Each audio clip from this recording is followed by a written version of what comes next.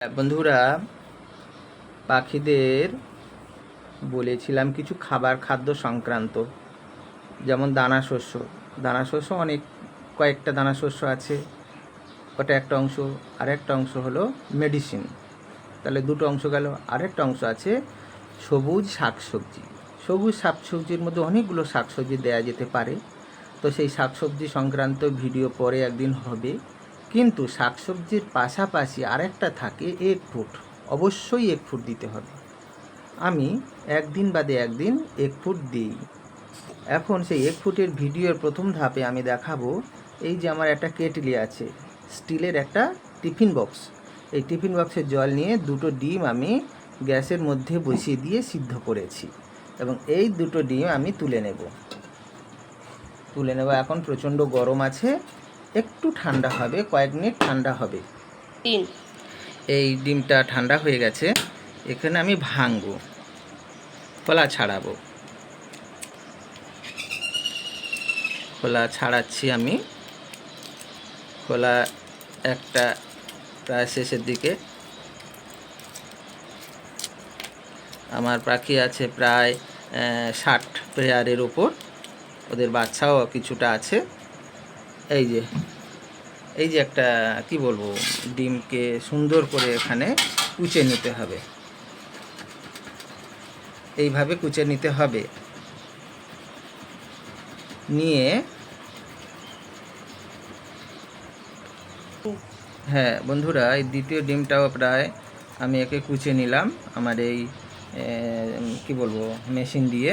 এটা মেশিন বলি আমি একে, এই মেশিন দিয়ে আমি কাজকর্ম করি। এমনি কোনো কিছুই আমি এমনি করি না, এটা একটা মেশিন, অনেক দূর থেকে আনতে হয়েছে।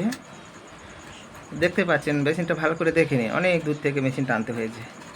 তা দুটো সুন্দর করে দেখুন কীরকমভাবে হয়ে গেছে। এই মেশিন এরকম কাজ করে, হাতও লাগাতে হবে, কোনো তেলে চলে না মেশিনটা।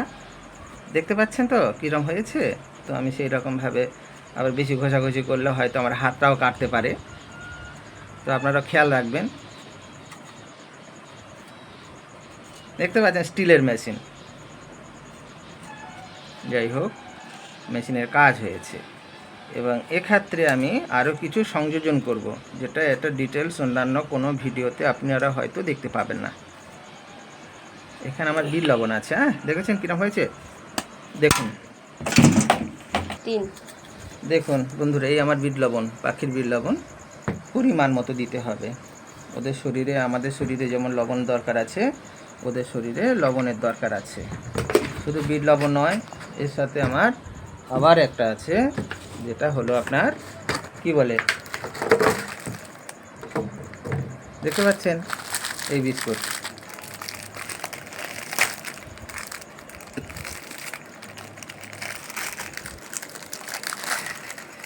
দেখুন বিস্কুট, দেখুন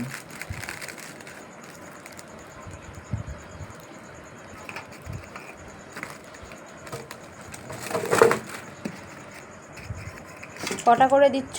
এই 6টা, এখানে 6টা দিয়েছি, যদি দরকার হয় আরও দুটো দেবো। আপাতত 6টা নিয়েছি, 6টা তো লাগবেই, আমার তো হিসেব আছে, আমি তো দিই।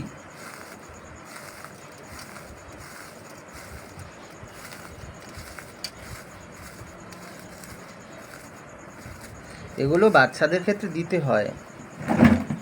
ঝুড়ির মধ্যে যদি কোনো বাচ্চা থাকে, সেগুলো দ্রুত বৃদ্ধিপ্রাপ্ত হয়, তাই এই বিস্কুটগুলো দেওয়া খুবই দরকার।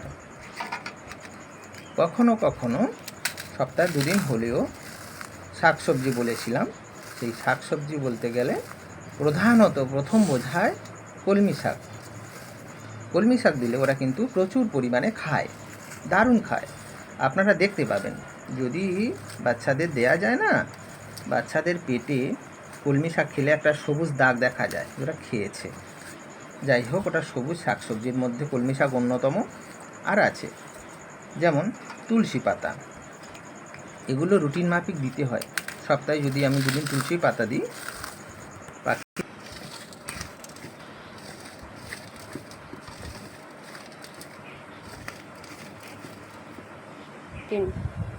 হ্যাঁ বন্ধুরা দেখতে পাচ্ছেন, বিস্কুট আমি এখানে 6 পিস দিয়েছি। 8 পিস দেবো ভেবেছিলাম, বলেছিলাম নেব, কিন্তু নিতে হয়নি, মোটামুটি একটা ঠিক জায়গায় এসে গেছে। এইবারে আমার তো এইগুলো পাখি, আমি তো জানি কতগুলো ডিম লাগে, বিস্কুট দিলে কটা লাগবে, বিস্কুট না দিলে কটা ডিম লাগবে, সেই মতো করে আমি পরিমাণ মতো নিয়েছি। এইবার আমি পাখিদের এটা দিতে যাব। আপনাদের যদি এই ভিডিওটা ভালো লাগে, আশা করি উপকৃত হবেন। আপনারা অবশ্যই আপনাদের প্রতিক্রিয়া কমেন্ট বক্সে জানাবেন। আমি এই প্রত্যাশায় রইলাম। নমস্কার।